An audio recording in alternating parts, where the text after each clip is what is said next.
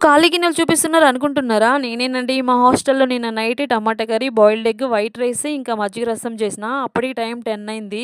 రోజు ఎంతో కొంత రైస్ మిగులుతది. అప్పుడప్పుడు మాత్రమే ఇలా ఖాళీ గిన్నెలు కనపడతాయి. హాస్టల్‌లో అందరూ తినేసి పైకెళ్ళిపోయినారు. ఇంకా రైస్ మాకే లేదు. ఇంకా ఆ టైంలో రైస్ ఏం వండుతాలే, ఫ్రిడ్జ్‌లో దోసపిండి ఉంది. ఇంకా కొంచెం కారం పొడి, టమాటా కర్రీ వేసుకొని దోసలేసుకొని తినేస్తే సరిపోద్దిలే అనుకున్నా. ఒక 5, 6 ఎగ్స్ కూడా మిగిలినాయి. ప్రతిసారి హాస్టల్‌లో ఎంతమందున్నారో కౌంట్ చేసి వేయాల్సిన వాటికంటే 4, 5 ఎగ్స్ ఎక్స్‌ట్రా ఏసి ఉడకబెట్టేస్తా. ఇంకా కొన్ని ఎగ్స్ బ్రేక్ అవుతాయి కదా! ఇంక సరిపోతే సరిపోతాయి. లేదంటే మిగిలిపోతాయని. ఒక్కొక్క రోజు అమ్మాయిలు ఎవరైనా ఒకరిద్దరు బయటికెళ్ళి తినేసొస్తారు. అప్పుడు కూడా ఇలా మిగిలిపోతది. ఇంక రైస్ మేమెంత కరెక్ట్‌గా పెట్టినా కూడా రోజు ఎంతో కొంత మిగులుతది. ఒక్కొక్క రోజైతే 10 మందికి సరిపడా రైస్ మిగులుతది. మా హాస్టల్‌లోనే కాదు ఏ హాస్టల్‌లోనైనా కన్ఫర్మ్‌గా రైస్ మిగులుతది. అలా మిగిలిపోయిన రైస్‌ని మా హాస్టల్‌లో మేమేం చేస్తామో ఇంకొకసారి చెప్తా మీకు. ఇప్పుడైతే ఇలా మిగిలిపోయిన ఎగ్స్‌ని ఆయిల్‌లో ఫ్రై చేసి ఈ కొబ్బరి కారం నేనే తయారు చేసుకుంటా ఇంట్లో. టేస్ట్ అయితే చాలా బాగుంటది.